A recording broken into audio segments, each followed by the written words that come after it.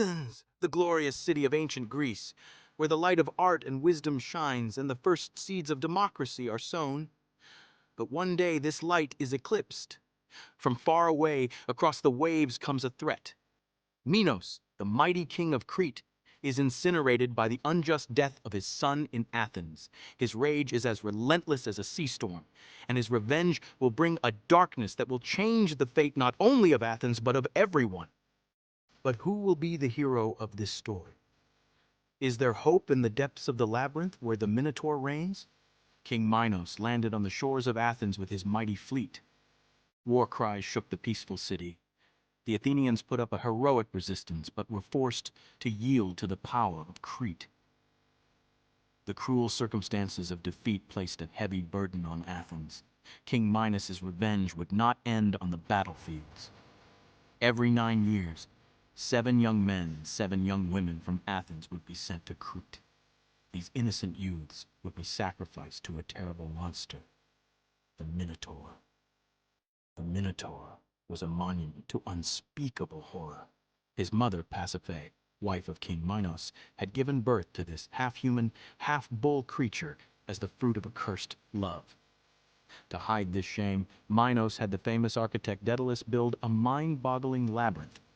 In these labyrinths, where it was inevitable to get lost, the Minotaur lived by feeding on human flesh. Athens groaned under this terrible curse. At the end of each of the 9 years, the hearts of the families burned with the pain of their children, and despair enveloped. As Athens' despair deepened, a glimmer of hope appeared. Theseus, the valiant son of King Aegeus, could not stand by and watch his people suffer. He stood before his father with determination in his eyes and courage in his heart. "My father," he said, his voice like steel, "let me go to Crete. I will kill the Minotaur and free Athens from this terrible burden." King Aegeus was both proud and frightened at his son's heroic request. Theseus was the sole heir to the kingdom, but he could not turn a deaf ear to the cries of his people. Finally, in tears, he gave his son permission. Theseus volunteered to be among the sacrifices to be sent to Crete. Theseus and the other victims embarked on a harrowing journey towards their fate. As the ship's sails sailed away from the shores of Athens, they left behind tears and prayers, but in Theseus' heart there was a spark of hope as well as fear. He believed he would defeat the Minotaur and return to Athens victorious. When they arrived in Crete, they were greeted by the cold gaze of King Minos. The victims were led to the entrance of the labyrinth. The cold breath of death was on their necks, but fate intervened at that very moment. Ariadne, the beautiful daughter of King Minos, admired Theseus's courage and charisma. Her heart was drawn to this foreign hero. Ariadne decided to help Theseus. She met him secretly and gave him a ball of rope and a sharp sword. "Tie this rope at the entrance to the labyrinth," she whispered. "Untie it as you go so you can find your way back. The sword will help you fight the monster." Theseus was grateful for Ariadne's unexpected help. The love shining in the young girl's eyes gave him strength. Theseus, torch in hand, tied the end of the ball of string to the door and stepped into the dark recesses of the labyrinth. The stone walls were filled with the eerie echo of silence. Corridors mingled with each other. Dead ends consumed hopes. The labyrinth was like a living organism, slowly swallowing its victims. Theseus moved forward, following the rope. At every step, the prospect of meeting the Minotaur squeezed his heart. A distant roar whispered that danger was near, and then the moment came.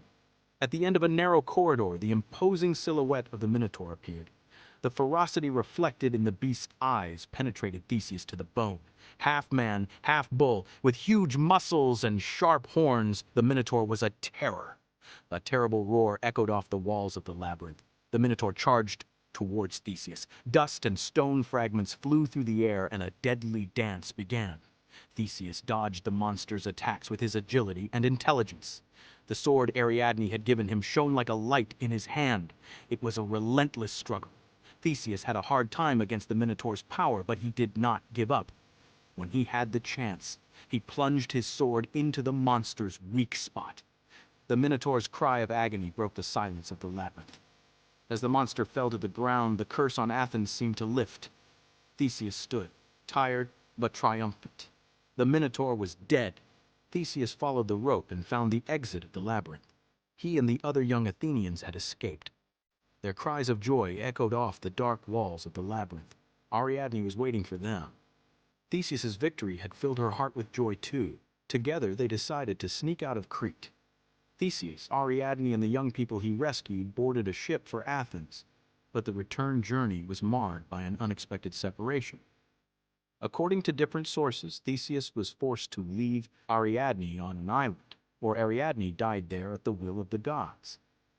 This separation added a bitterness to Theseus's joy of victory. Theseus had promised his father, King Aegeus, that he would put white sails on the ship to show that he had killed the Minotaur.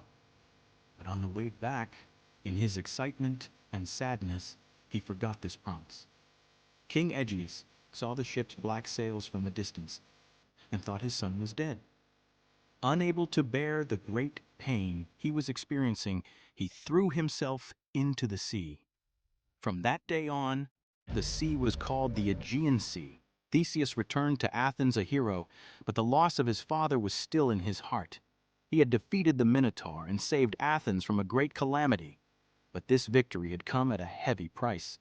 The legend of Theseus and the Minotaur has been told for centuries. It tells of the power of courage, intelligence, and love, and reminds us that even victory can sometimes come with bitter losses. Echoing in the dark recesses of the labyrinth, this legend will live on as an immortal symbol of heroism and sacrifice. Don't forget to like, share, and subscribe for more captivating myths and legends.